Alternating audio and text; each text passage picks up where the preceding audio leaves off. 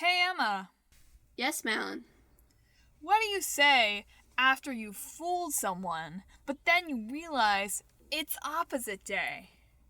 Gosh, what do you say? Psych! Oh, not!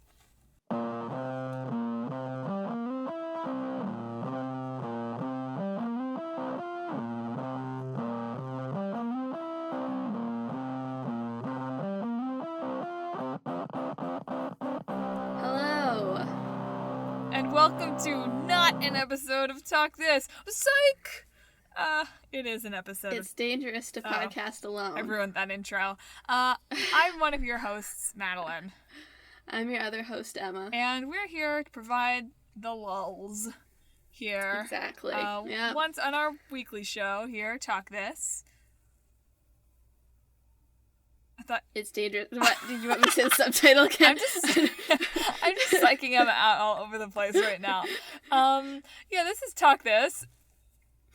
It's dangerous to podcast alone. I'm just going to keep making her say it. And we're here on this podcast, talk about an old game and a new game, and then we mash them up at the end. Mash them. So this week's games, as you might have guessed, probably not though, from the opening joke, are Psychonauts and Wolfenstein II. The new Colossus. Oh, does it have a... I mean, if you didn't get that from the opening joke, totally should have figured out we were talking about Wolfenstein. Yeah. I guess I could have made... there were so many jokes. There were so many jokes this week, and I went for that one. Because I thought it was... Something about crying wolf. Yeah, I guess so. That's not very funny, Emma. I meant mashing it with, the psych stuff. Yeah. Psych. Maybe just leave the jokes to me. I was just say you could work both of them in. Yeah, okay. If you were clever enough. Sing. So anyway, it's December now, too. We're getting pretty close to Talk This's first birthday. Yeah. We have to figure out what we want to do for our special 1-year anniversary. It's our own little audio Frankenstein's monster, Our own little weird child that we've let loose into the world. Yeah. So if you have thoughts for Talk This's 1-year anniversary, let us know, because we got to start planning the party now. Yeah. So speaking of weird children, our first game, the old game, is Psychonauts. So do you want to tell the people about Psychonauts, Emma? Sure, I so do.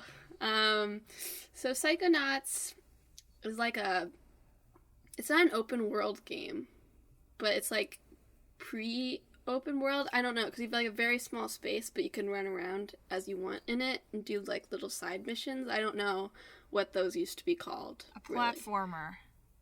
Really. I mean, it is a platformer, yes, but that's not necessarily. Mario is also a platformer. That's not the same part of it. But you play as Rasputin, or Raz, who is the child of circus performers who ran away to go to Whispering Rock summer camp, something like that, where they train kids to become psychonauts, which essentially means they can use psychic powers, and they can also hop into other people's brains, essentially. So you have the main summer camp where you can do mini activities, but the main levels are people inside people's brains. So your intro levels are all your teachers' brains. They're teaching you how to do things within their little brain space. But then there's some conspiracy going on, and all the other children get captured, and you have to go save them, and you have to hop into some really well designed levels. So hold up for a second, because I have to take one issue with, particularly as someone who serves as sort of a de facto teacher a lot of the time as a tutor. I don't think letting little mind readers run around in your brain seems like a great idea. I feel like somebody should maybe have thought about that. does this seem like something that could potentially go really, really wrong? Like, yeah, it might. These kids could just run around in my brain, causing havoc. What if one of them is really good at this? What happens if there's a psycho prodigy, a protonaut, who goes in and takes over his teacher's brain? You're telling me that's never happened? You can't. You don't control people by taking over their brain. Not yet. I'm just saying. I don't think letting But the teachers' brains are they're psychonauts themselves, so they try to keep them pretty well regulated for the students to go through, and they're aware of what you're doing in their brain. Oh, also. That's weird. Yeah. So and it's real levels. You're sort of very strict professor. It was a military guy, so his is military war zone. And another one of your professors is fun-loving party girl, so hers is just a big party in her brain, and so on and so forth. What do you think your brain would look like? My brain? I don't know.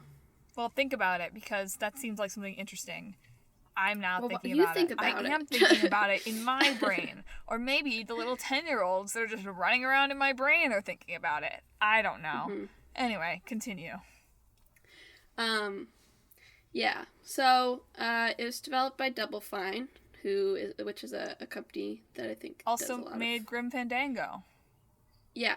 I also make Grim Fandango. Tim Schafer. It's their head dude. But they make a lot of pretty interesting games story-wise. But, so Psychonauts, for example, well, it's got, it's really fun art style, and, the concept is cool, and the characters are fun, and it's funny, and everything. It's a little bit clunky gameplay-wise.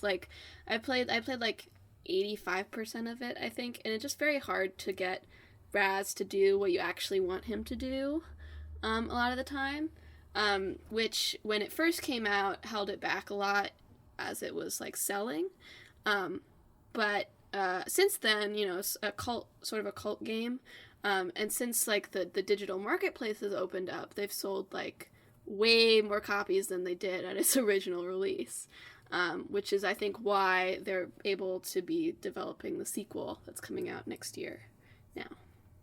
Well, it seems like Tim Schafer is just the death of studios, at least in the mid-2000s. Well, Double Fine is his studio. He founded it, so. Okay, but he founded it, so throwback to people who haven't listened to our Grim Fandango episode. He founded it after he destroyed LucasArts'.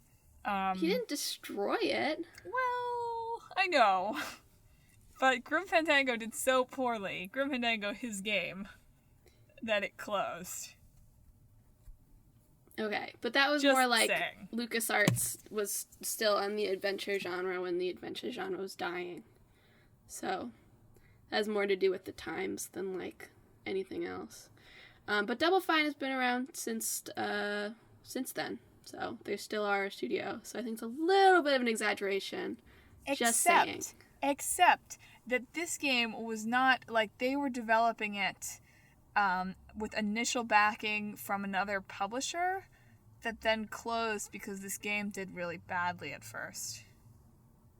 Well, again, I think there are other problems if you're closing because one game did badly. I'm just saying that it's a strange coincidence. Okay. That he's oh, I've got this game that's cool. I mean, the gameplay is kind of clunky, but here it is. And it doesn't sell well, and he kills his competition. But that's not... A publisher isn't competition for a developer. Shh. Just putting that out there. Shh. Okay, whatever. Shh. But see, now he owns, Double Fine owns and publishes all of these games. Just saying. He was playing the long game. Sure. Okay. He's these games are going to sell great in a decade. Let's tank everything now. Madelyn's getting sidetracked on this because she has nothing to say about the game itself. That's not true at all. That is not true. I have things to say about the gameplay. I already think that the running around in brains thing is a little bit weird. Why? I just don't I don't know. I'm thinking about people running around in my brain and, like, would it tickle? I don't think that's how it works. Anyway, okay, fine. It's not any different than, like Harry Potter Legionmency, except it's funner. Fair enough. And prettier. Apparently there was some real debate, like, in the development team about who sort of got to come up. Like, the artists and the level designers were in, like, real conflict about who was designing what. Mm-hmm. Because they really believed in sort of, like, free collaboration, and it just didn't work out. Well, I mean, that's complicated anyway. Especially, I think for something like this, especially, because, like, having the level design, but it's important how the level looks, too. So it's difficult to manage anyway. Also, you know why the main character is named Raz? Why? Because Tim Schafer liked the nickname Raz that one of his, like, fellow designers had. Mm-hmm. And they figured out a name that would not be his name because it was confusing. Rasputin is his name. Well, and they couldn't... I know. And they couldn't copyright Rasputin, like the famous figure Rasputin. So that's why it's with a Z. I'm full of trivia today. But yeah, that was one of my... I'm not sure if it's in my top 10 games or not, but I think it's definitely a game that you should play if you're interested in game design. It's definitely a lot different than a lot of games you can find. So you'd put it somewhere close to your top 10, even though you described the gameplay as quote-unquote clunky. Well, the concepts behind the gameplay are good, and I like the powers he gets. It's just hard sometimes to control. Like, it's more like he'll, like, go a little bit too far. Like, it's hard to balance where you put the joystick or whatever to make him go in a certain direction. Gotcha. So it's, like, more like the actual control is kind of clunky, not, like, any of, like, the, like, oh, like, this power is stupid or something like that. Gotcha. So then I imagine that's something that they'll very easily be able to fix in Psychonauts 2. Hopefully, yeah. I mean, theoretically, at least. I mean, there's still plenty of games out there that are clunky, so... Yeah. I mean, like, not that every PlayStation 2 game was clunky, but I feel like as the, technology develops, it must be easier to make a less clunky game. Well, I certainly think that advances in... And I don't know how this plays into Psychonauts, because I've never actually played it. Maybe you can speak to this. But, like, just advances in, like, camera... I feel yeah. I feel like that in itself has made games like 100% less clunky. Mm-hmm. That's something that I've noticed from the PlayStation 2 games that I'm able to play on the PS3 is that the camera work is difficult. Yeah.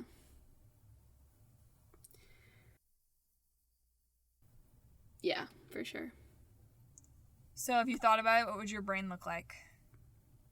Like a bed. I don't know. Why? So you could sleep in it. I don't know. Actually, that implies that my brain is like a peaceful and soothing place. So never mind. That's wrong. It's like a bed, but when you get on it, it turns out that there's spikes in it and fire. Wow. Harsh. It's like you actually, okay, so it's like the stages of me, right? First impression, people say icy, stone cold, mean, hates everybody. So you have to get through that layer first. And then you get to the sweet, nice, polite layer.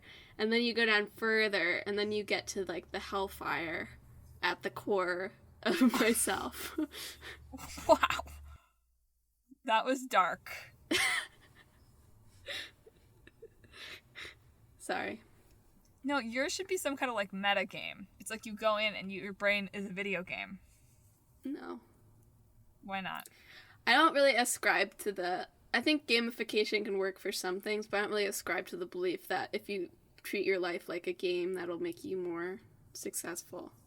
That's fair. I didn't think of it as that way. I just thought Emma likes video games. I wasn't thinking that deep about it. That's why they didn't hire me to design levels on this game. Also, when did it come out? I was probably like 5. That might also have been a contributing factor. That might be... I'm not sure what year it came out. I don't know if you would be 5. I think it was like 2006. So, yeah, you would be like 11. So, I mean, still, but you wouldn't be 5. You know what? I could have done a good job at age 11 on this. It was April 19th, 2005. So, almost 10. See, I could have played Raz. Sure. Except it was voiced by Invader Zim. Who? The guy who voiced Invader Zim. Who is Invader Zim? Invader Zim is a cartoon, Emma. There's a cartoon called Invader Zim? Yes. Did we watch it? No. Then why would you think I would know what it is? I don't know. I just did, okay? Did you even do your research for today's episode? God. Oh my gosh. There's a whole bunch of other children. You could have voiced one of them. Yeah. Tinfoil Hat Boy. Oh, that sounds like me. Perfect. Yeah. Yeah. Call me in for Tinfoil Hat Boy. That'll be a good Christmas. I was about to say that'd be a good Christmas costume, which isn't a thing. I was thinking of Halloween costume, but it's December now. There's no such thing as a Christmas costume, unless you're Santa Claus. I'm trying to think of what my brain would look like. I think it would be like if you took a to-do list and you like built like buildings out of it somehow. Like if you could read it if you were like flying over it, but it's this like to-do list and it never ends. Sounds right. It just doesn't ever end. You're just on this like piece of paper that goes on forever and it's tumbling and tumbling on, and you have to check things off, and there are like monsters at each checkbox that represent the task. So like there's a big ol' apple that's gonna eat you for my tutoring session reports, or like maybe you have to take the SAT. I don't actually remember there were like puzzle boss fights, but I don't remember there being just like little enemies in Psychonauts. I don't think there were. Well, these aren't little enemies, these are boss fights. Okay, I was just trying to remember myself, because I was thinking, like, I don't think there's a lot of like, there's not really combat. It's more like, you use your powers in the right way to defeat this boss. That's the part that was like, where the clunky gameplay was like, oh my god. There was like a bowl boss fight or something, because you're in like a matador's brain or something. Sure. Literal, but sure. And it was like you had to use your like 2 powers in succession, like really fast or something, while also moving. Mm-hmm. It was just like hard to do, hard to aim in the right place. I think maybe you had to like bounce on its head. Maybe I'm like mixing up a couple of different things, and it was like, well, I can't land on its head. Yeah, that one took me a while. I remember that taking me a long, long while. So I want to also ask, and you're gonna think this is dumb, and it probably is dumb, but whatever. Do you think that this game about psychic children all together learning to use their powers with adults who are kind of strange because they let children run around in their brains, do you think that they have like an intellectual property suit against Stranger Things? No. Why not? There's only one psychic child in Stranger Things, and she's not. Well, whatever. Season two. But that's not. They're not like at a summer camp learning. They don't have a copyright on psychic powers. Let's just put it that way. I don't think that's something that you could even file for. They would just be like, nope, no, you can't copyright this. Not just psychic powers. Kids with psychic powers who can go into like a weird world where they like 11 sort of like, she doesn't go into people's brains, but she goes into that like sort of weird dark place and she can see where people are. Okay, but that's like a different form of psychic power. That's like a real quote unquote But, like, in terms of, like, it's psychic real. stuff, you know, it's, like, something that psychic people actually do. Yeah, the actual ones do. I already did the quote-unquote. I don't have to do it after everything I say. It's just, like, a overarching quote-unquote, okay? But, yeah, no. It's not even... I wouldn't even say these things are, like, it's even remotely like Stranger Things. Besides the fact that there are kids. What if, though, they hired Stranger Things kids to make a movie adaptation? That's just called smart marketing? I don't know. What if they hired literally the exact same cast? Do you think that they would do it? I think it's just because, like, look, here's the talented child stars working in Hollywood right now. Also, you know they're not actually, like, the kids in Stranger Things, they're actors. Were you aware? What? They're actors. You just said that they were real psychics. I didn't say the kids were real psychics. I said, quote, unquote, it's a real psychic power. I don't understand what that means. How can you quote, unquote, it's real?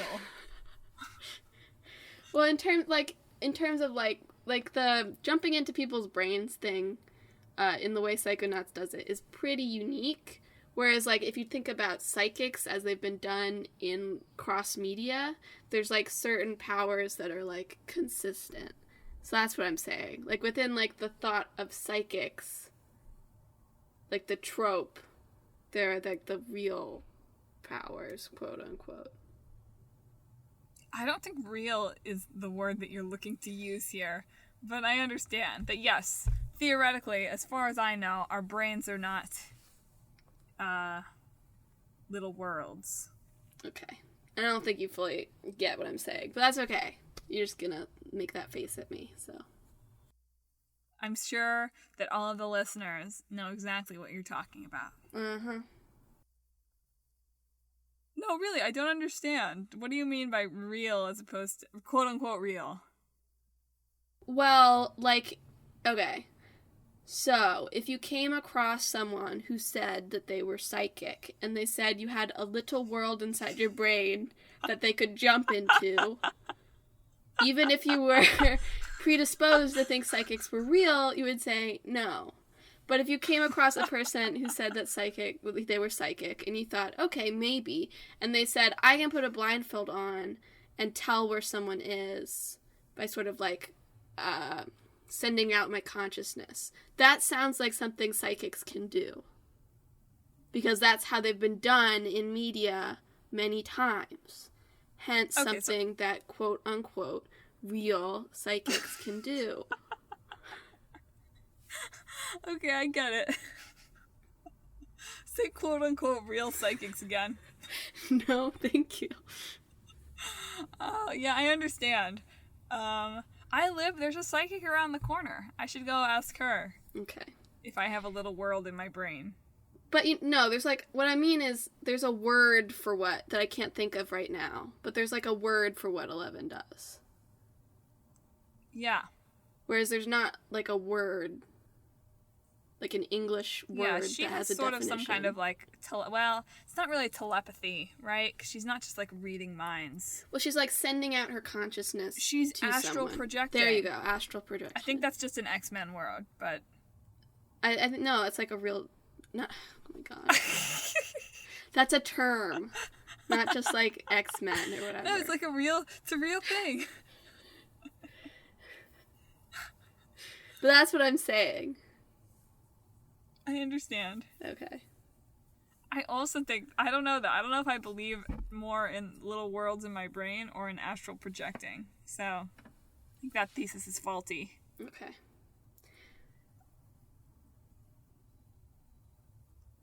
I had something else to say, but I think the little guy in my brain took it away. Okay. Whatever. I'm kidding. I think it would be cool. I think it would be cool if our brains worked that way. Sure. Wow. Shot down. Speaking of being shot down, Wolfenstein II. Is that good? Is that a good transition? That's a great transition. There's shooting in the game, right? Yeah. So, Emma, talk to us about Wolfenstein 2. Oh my god. What? I just, usually at least take one of the games so I don't have to, like, ramble on, because it's like, you get much more straight to the point with yours, whereas I just, like, word vomit into the mic, but this time, have to do both of them. Talk this, where you can get vomit into your ears. So, Wolfenstein it used to be, it's a very old series, where, main character, BJ Blazkowicz, Blazkowicz. I guess it depends how you're, like, if you're saying it with an English pronunciation or, like, a Eastern European pronunciation. Sure. In the original, it was like you went into like Castle Wolfenstein to like stop Nazis from dealing with supernatural elements or whatever. And it was a shooter. It still is a shooter.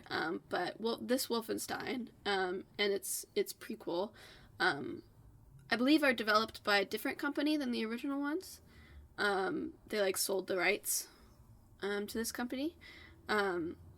So it's like a soft reboot where instead of it being actually set during World War II with just like supernatural elements, it's an alternate history where the Nazis won World War II. So like Man in High Castle, essentially, except a little crazier and more cyberpunky than that. Steampunky, I don't know. But there's like, crazy mechas, armor, and stuff.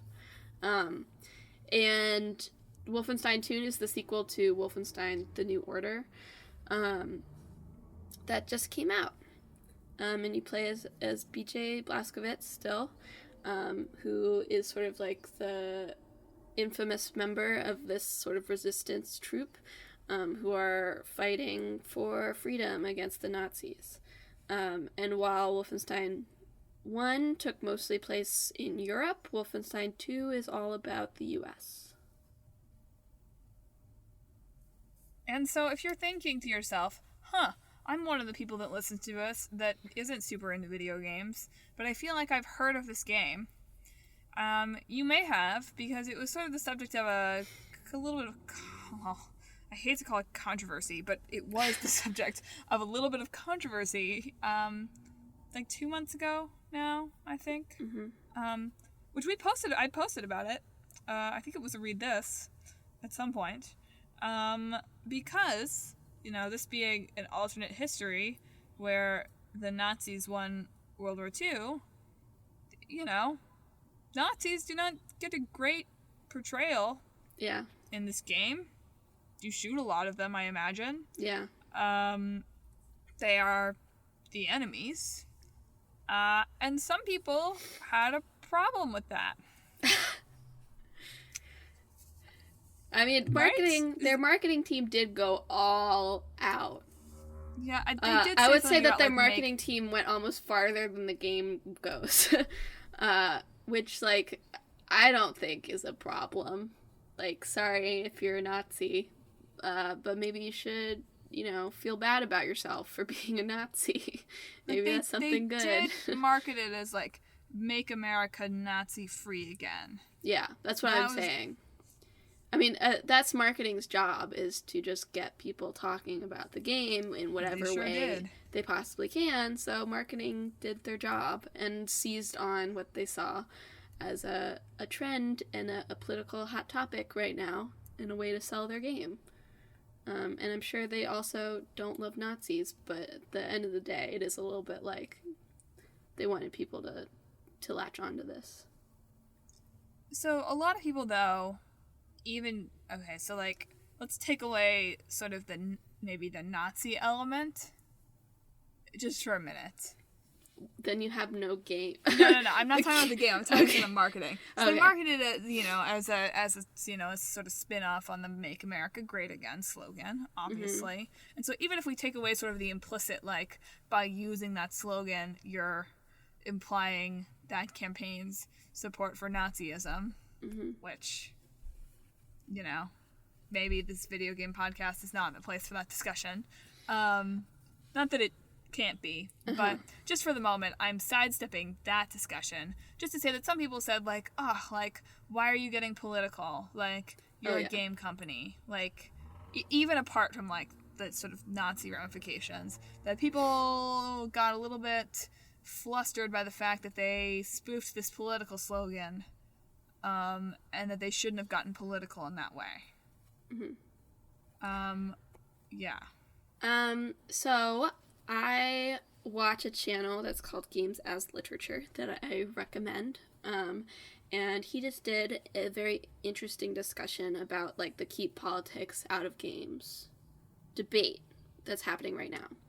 And first of all, I just want to say that everything is inherently political. So, one, it's not possible. Even if you don't intentionally put politics into games, that's almost kind of worse because your games are still saying something, whether you intended them to or not. But what he was saying is that this is sort of a discussion that sprung, like, from when the Congress was talking about video games and violence in video games specifically. And there were all those hearings and stuff, and there were sort of two arguments of that, like, well, games are art, and so have the same free speech as any other kind of art, hence why we can put this violence in. And the other one was, well, games are just games. They're not having any sort of impact on the people playing them, because they're just games. And in that case, the sort of the games of art, as art, one, they had, like, you know, they passed something that was like, well, they're the same level as books and movies, and so have the same censorship protections. But there's a similar discussion happening right now of, like, people sort of wanting to back away to that, back towards games as games, because they dislike the fact that, like, game journalists and criticizers are, like, looking at games and saying, like, okay, like, what is this game saying about race and women and violence, and what is this game saying? And they're sort of insecure about it and being like, well, like, they're my games, I like them, does that make me a bad person? And so they're saying, like, well, it's just a game, it doesn't matter what it says. Versus, well, it's a piece of, you know, art, and so it does matter what it says, and you can like something while still being critical of it. And that's sort of the debate right now, is sort of a return of that dichotomy of direction. But I just think, I don't know, I think the idea of anything even vaguely, I won't even get into just, like, artistic, but even anything just, like, entertainment-wise. The idea of anything being just entertainment, I think, is spectacularly naive.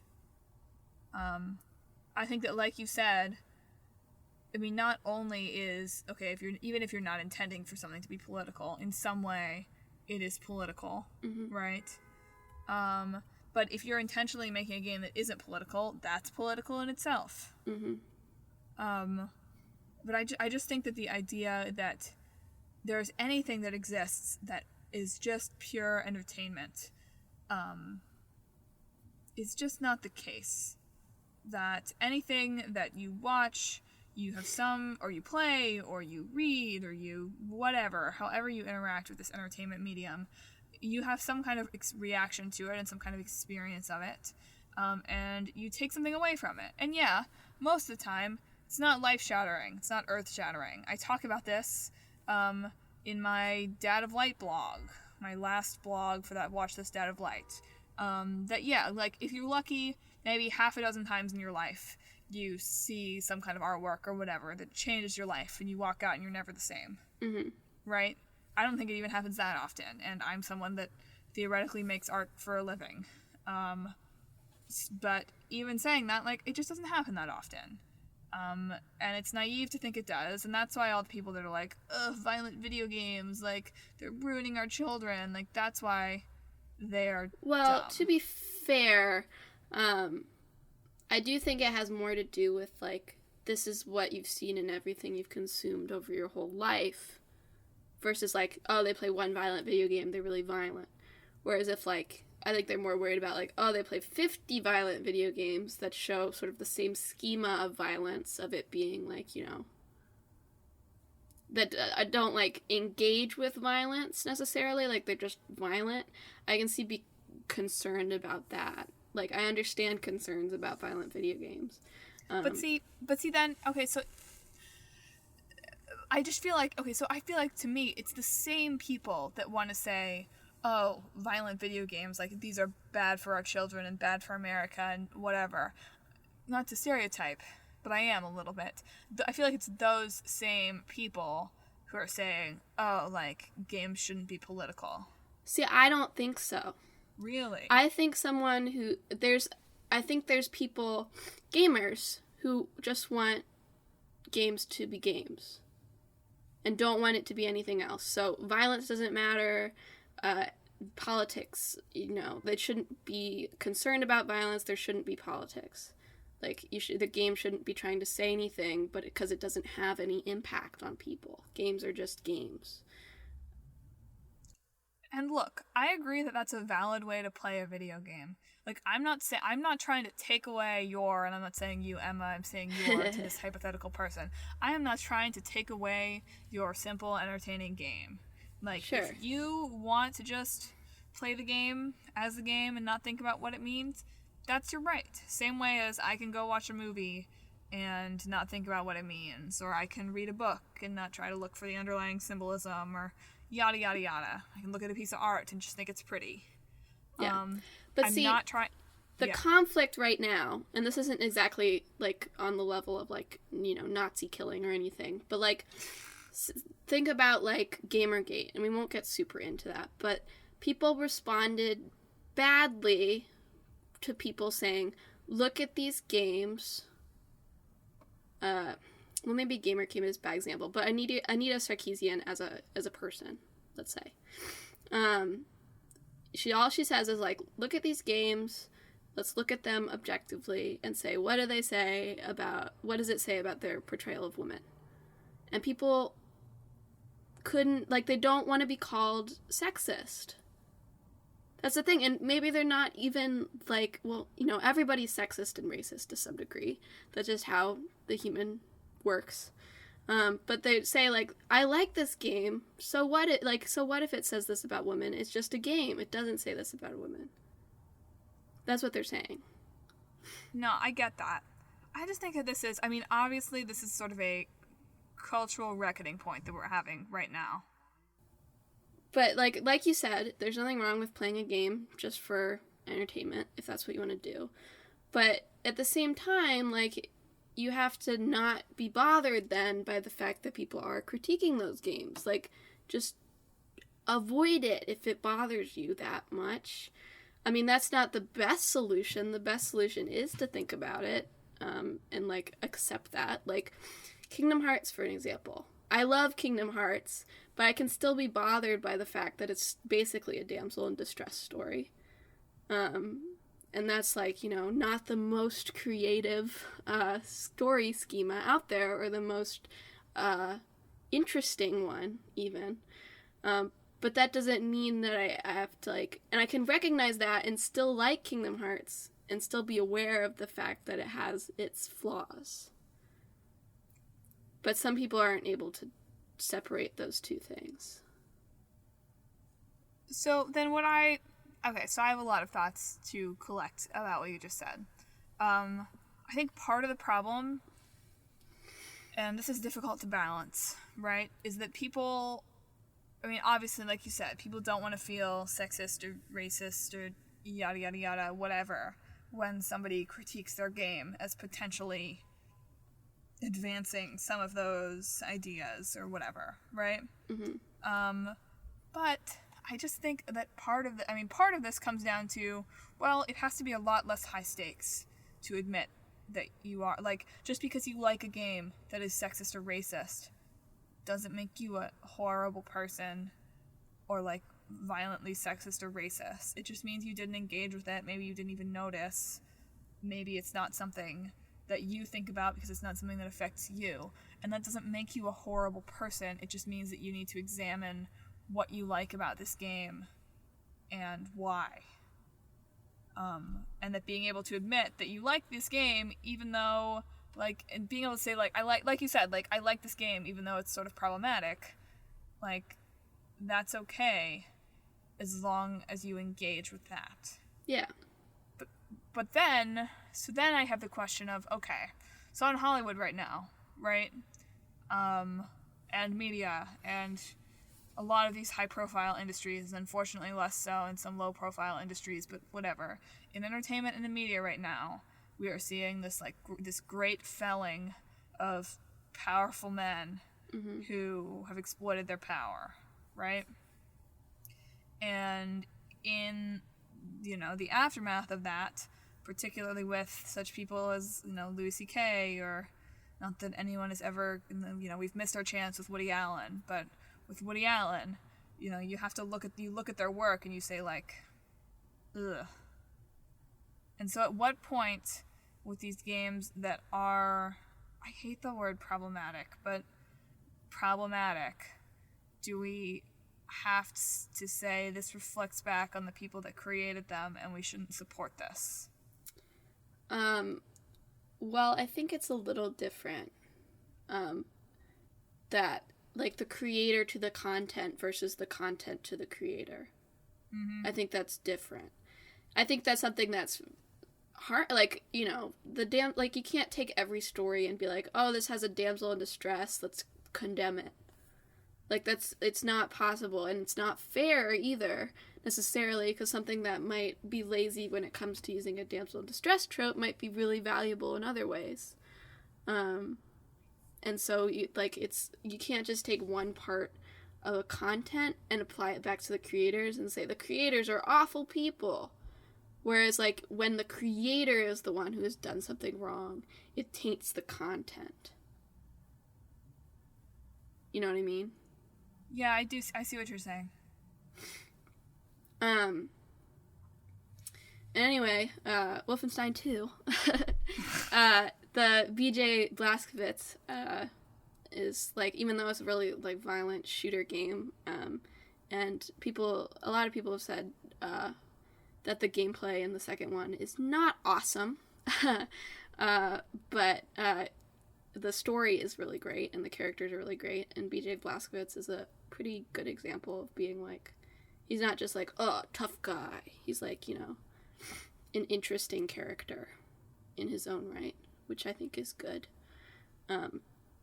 But yeah, there's some difficulty balance problems in the new game, to say the least. Like, people are, like, putting it on, like, the easiest difficulty, and they're not particularly nice about their difficulty scaling. It, like, shows, like, a picture of BJ as, like, you go through the difficulties, and the easiest one, he's got like a little baby bib and a little pacifier.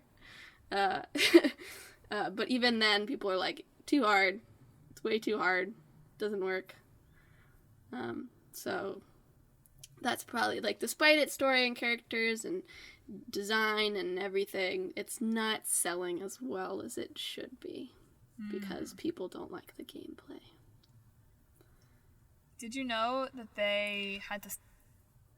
You look like you have a thought. No, you go ahead. They had to censor it in Germany. Yeah, I mean, that's how Germany works. And they also they opted not to release it in Israel.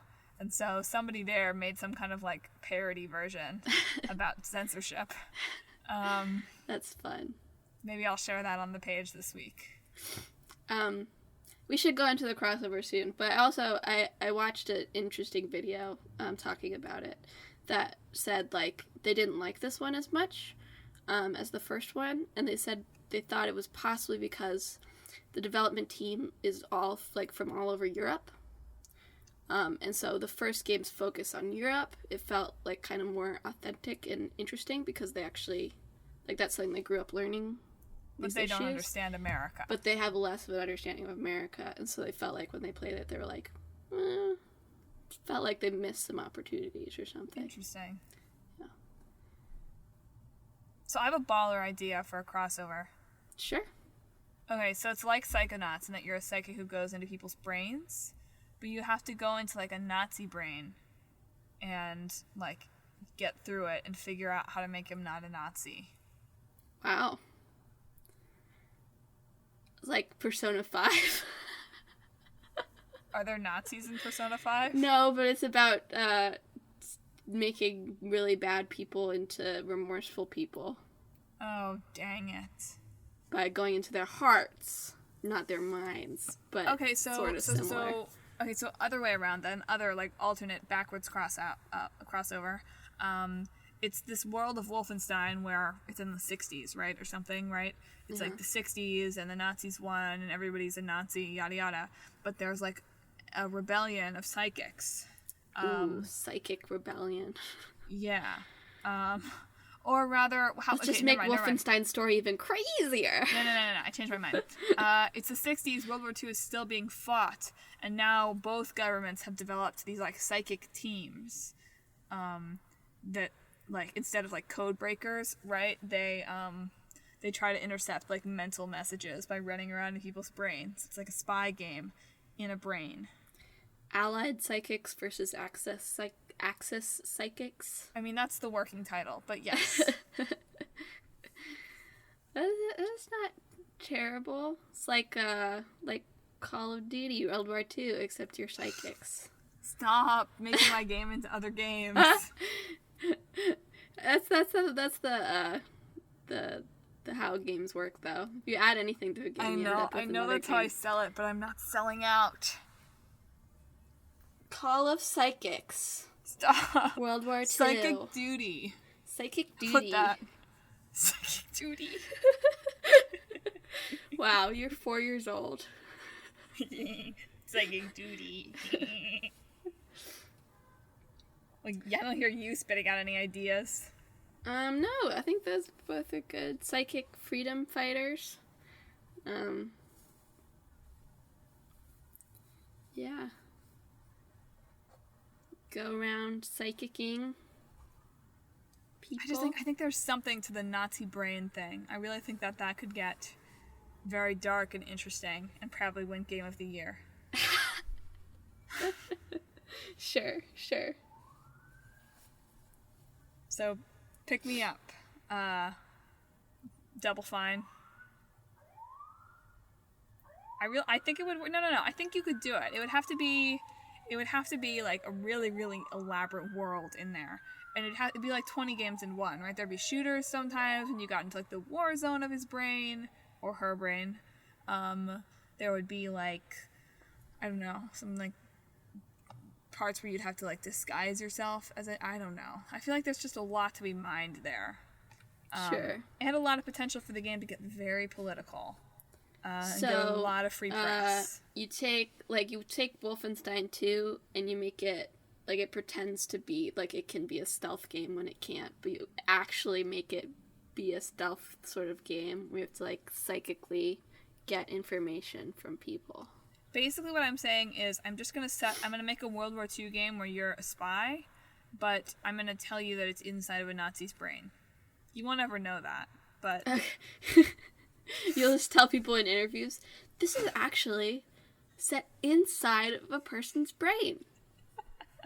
There are no hints in the game to this fact. Well, I'll make it like a secret thing in the code that I took out, and people will find later. Wow, meta. A la Dream Daddy's. Yeah, that's right. You have to be sneaking around in the code to find it. Meta. Dang. A la the cult ending in Dream Daddy. Yeah. I'm really glad that Wolfenstein and Dream Daddy could not be paired together. Although I think a Psychonauts Dream Daddy mashup would have been a good one. No. I guess you have psychic children. That's not that bad. Never mind. Yeah. Your dad's with psychic children. That'd be really funny. No, that's the obvious one. Well, I was thinking it's like you're trying to woo these dads, but you don't tell anyone you're a psychic. Oh, no, that's not where I was going. It's a little creepier that way. You already have the creepy twins in Dream Daddy. They could be psychics. Anyway, I think one of these Wolfenstein ideas would work, especially the secret brain one. Sure, yeah. Secret psychos. Secret psychos? Yeah. Wow. Psycho wolves. Yep. Psychenstein. Yep. Okay. Gotta pick the game for next time. Pick it. So this is old.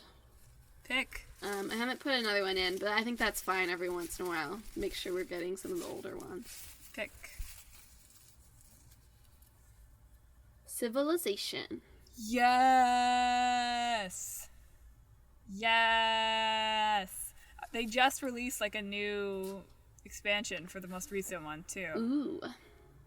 Golden Ages. Dark Ages. Yes, this is an excuse to play Civilization. Yes! And Madelyn can talk about a game so that I don't have to. That's so rude. You could have played Psychonauts. You had 2 weeks to play it. With what money? It's on the PS3. Wait, what? I told you that like 3 times. No. I'm an idiot. You're such a failure. Oh man, you should have gone into my brain and You're planted the idea. Failure as a co-host. When? I got 2. Night in the Woods. Sounds exciting. That's a weird one. That's a weird mashup. That's what I say every week, though. Every 2 weeks. That's weird. That's weird. Alright, so we'll have a side quest next week, but then the week after that, we'll be talking about Night in the Woods and Civilization. So look forward to that. If you're not subscribed already, make sure to hit that subscribe button. And tell all your friends to subscribe as well. Also, we are on social media, all social media except for Snapchat. At Talk This Podcast, Facebook, Twitter, Instagram. We've always got good content on there. Swallow my spit.